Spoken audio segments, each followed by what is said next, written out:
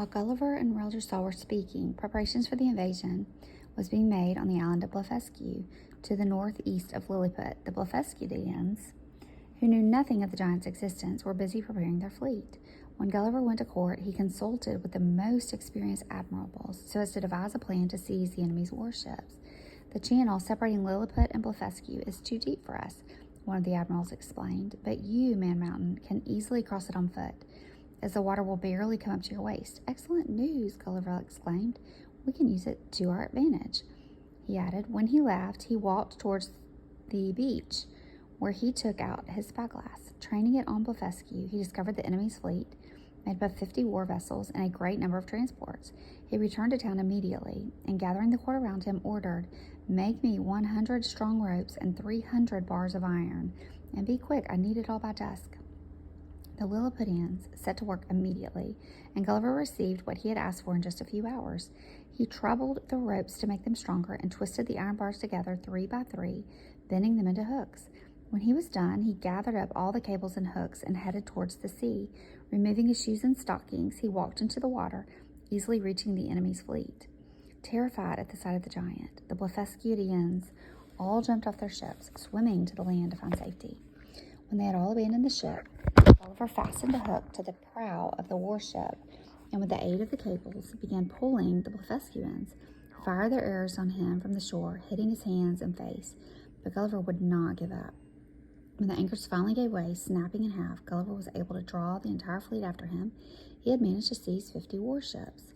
Gulliver made a triumphant return to Lilliput with his precious cargo. The Emperor and his court stood on the shore, anxiously scanning the horizon to see if the Man Mountain's plan had worked. "Long live the most powerful king of Lilliput! Long live Lilliput!" Gulliver saluted in a loud voice as he reached the shore. "Long live Gulliver! Long live Lilliput!" cried the Lilliputians with one voice.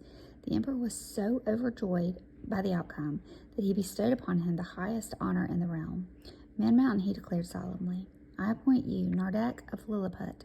Only a few valiant knights have earned this medal, and no foreigner has ever received it.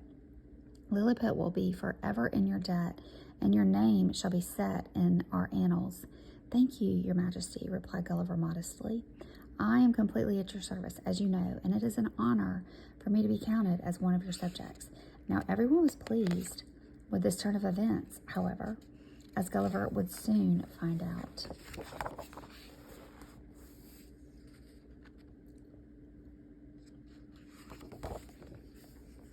3 weeks after the successful expedition against the enemies of Lilliput, Gulliver had the chance to do another important favor to the country that was hosting him.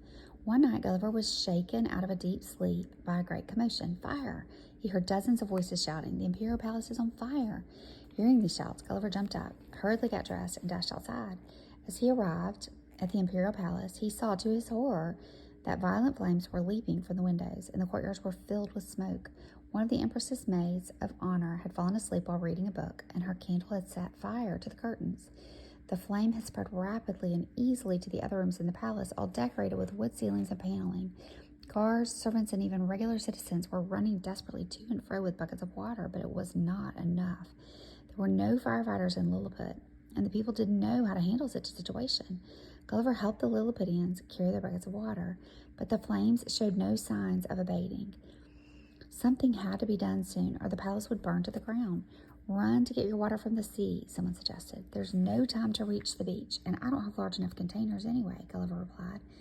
"Help me," cried the terrified Empress. "You're righteous in Christ, and you have hope for a confident, wonderful future. Love, Mom."